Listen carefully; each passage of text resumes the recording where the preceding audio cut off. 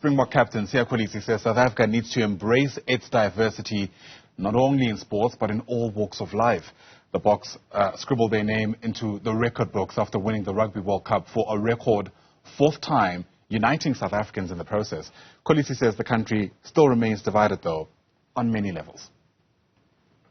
On behalf of the team, we just want to say thank you to the Cabinet, Mr. President, for your support. We could feel for you to come all the way to come and see the team and give us a few words. It was special to us and the team. And most importantly, the people of South Africa.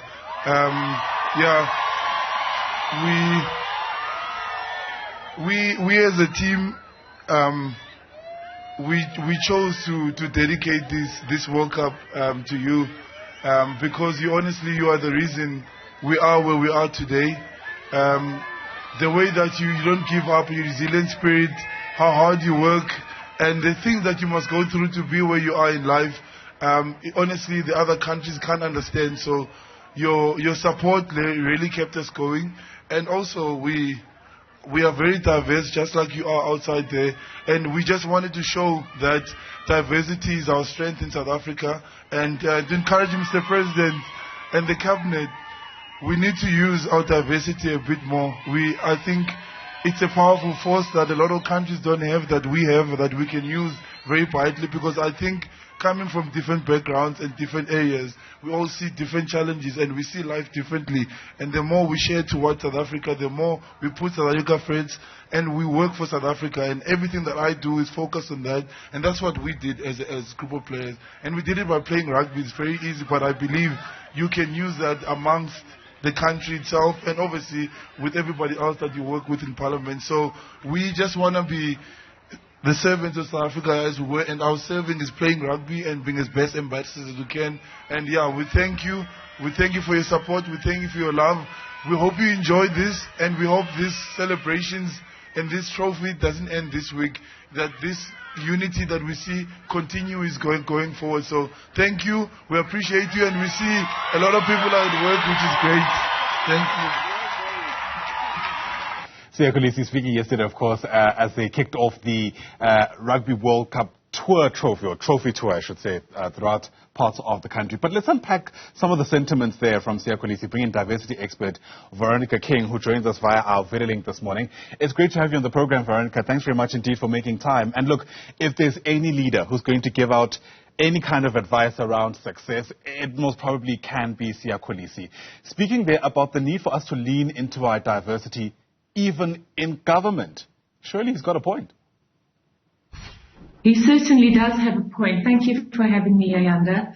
I think he mentioned that diversity is our strength, but I'm curious about whether our inclusion might not be still a development area for us. So I appreciate the complete excitement of this victory, and it has certainly shown how we can be united, but I'm really wanting to find out how do we kind of have this unity be sustained.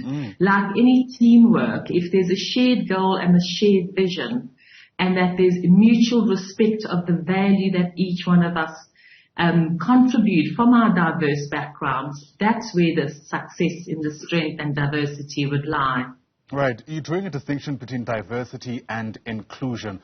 I'm interested in that nuance. Help us understand what the difference is and how these different components actually are both necessary if we are to succeed. So the diversity being our strength is absolutely valid, and I think the government, based on the legislation on black economic empowerment and employment equity, has really helped organizations achieve that. It's the metrics, it's the numbers, it's the compliance piece. So I think they're working hard at trying to achieve those numbers. It's when all these diverse people are in your organization and in your system, how effective is that inclusion? And what I mean by inclusion is everybody being expected, respected, seen, heard, and valued for the difference, the diverse experience and expertise and skills that they bring. And I think that's where, as a country, we still need to do a lot of work. People are forced to work together at work because of legislation, And as Siya Kolisi says, how do we unite a divided South Africa? If those diverse relationships continued in our social lives, perhaps we'd be a lot more successful with leaning heavily into the diversity, authentically and with sincerity. So the absence of the diverse friendship circles and social circles for me still speak to the sadness of how segregated our country still is. Yeah, absolutely. It's such a valid point that you make. I mean, it's one thing, for instance, to work with people from all walks of life at your place of work, but how much of that diversity is actually permeating into our social settings, arguably where it matters most, right? Because who you are at work is a result of who you are when you're not at work. Exactly. So I think that's one of the areas that I really try and encourage organizations to consider authentically. You know, it mustn't be performative. It shouldn't be that whole narrative, I've got a black friend or I've got a white friend, or that also the narrative of being the only black at the white table. I think if we genuinely are curious and wanting to connect and understand and respect people who are different from us, being outside of work is the best place to do that. But unfortunately, that doesn't seem to be happening and gaining as much traction as it could. I think we have come a long way, but we still have a very, very long way to go. Yeah. You know, I was reminded of this by Russie's comment in one of the news articles. It said that Russie had lost a lot of friends when he appointed Siya Kolisi as a captain. That speaks volumes. It certainly does. And I wonder why you think that's the case, Veronica. Why is it that we're struggling to get this right in our own lives where it matters the most?